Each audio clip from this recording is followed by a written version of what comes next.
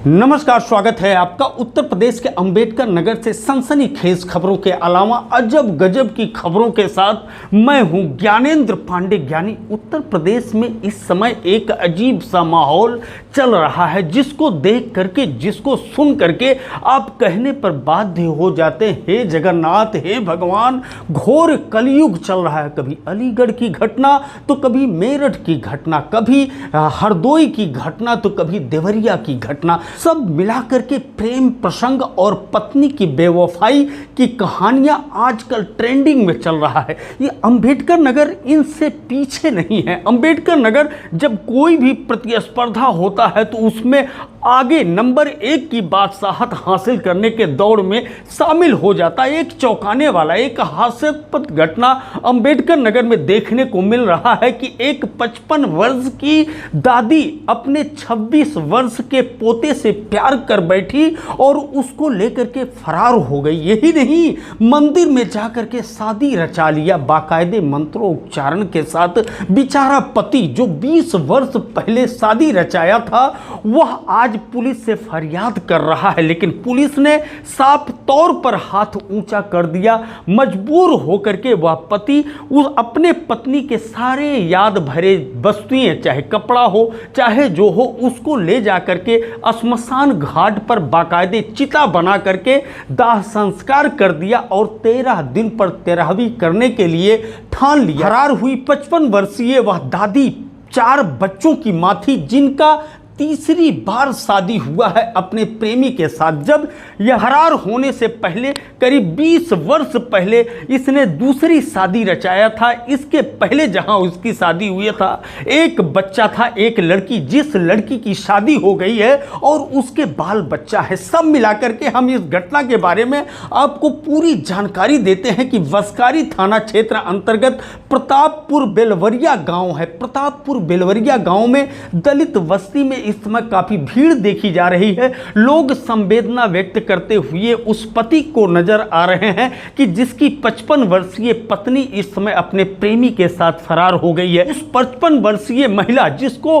दादी कहा जाता है, वह अपने पोते को लेकर के फरार हुई, जो पड़ोस का ही रहने वाला था, उसी गांव का रहने वाला था। काफी दिनों से प्रेम प्रसंग चल रहा था। यह मामला तूल तब पकड़ा कि जब वह पति यह सुन लिया कि उसको और उसके पूरे परिवार को जहर देकर मारने के लिए एक षड्यंत्र रचा जा रहा है प्रेमी और उसके पत्नी द्वारा, तो वह भयभीत हुआ और इसकी सूचना जाकर के पुलिस को दिया।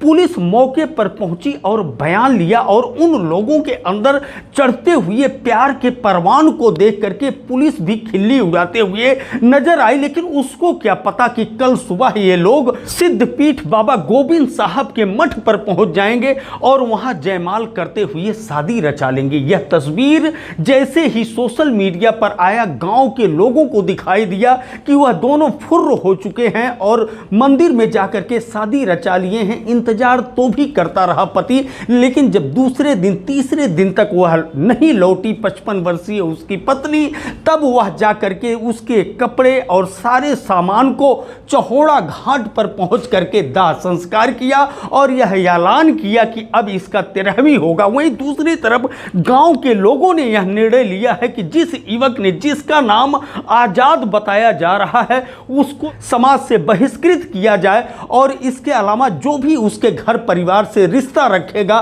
5,000 रुपया उसको पेनाल्टी देना पड़ेगा।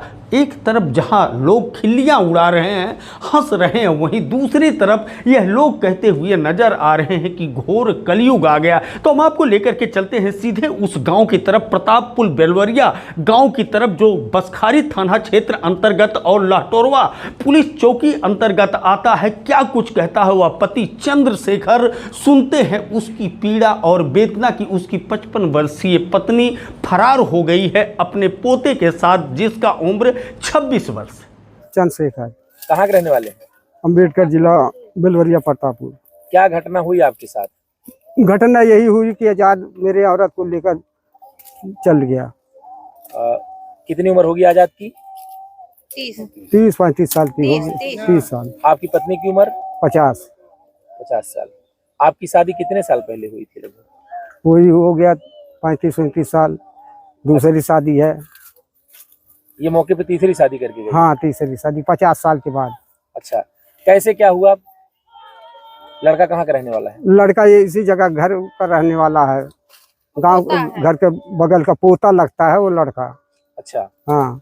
तो ये आपको कब पता चला कि दोनों के बीच बातचीत होती है? ये मुझे चौथे दिन पता चला, जब मैं अपने आँखों के सामने देख लिया। अच्छा, हाँ। बातचीत करते हुए? हाँ।